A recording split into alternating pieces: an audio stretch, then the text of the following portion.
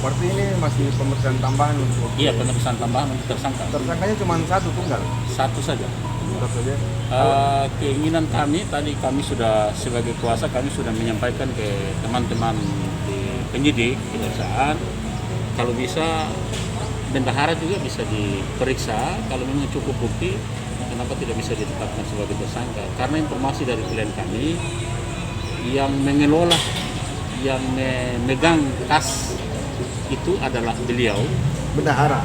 Bukan, yang mengelola, yang memegang kunci berangkas adalah klien kami, Pak Stephen. Sedangkan yang membuka dan nomor resi, nomor berangkas, nomor kode itu dipegang oleh bendahara itu. Nah, bendahara Posda dan Posnas di sekolah tersebut, SMK.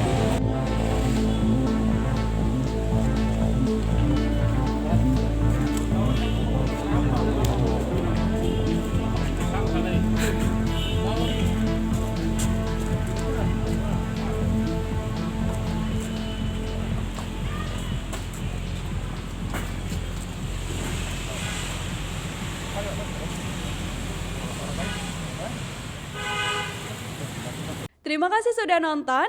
Jangan lupa like, subscribe, dan share ya.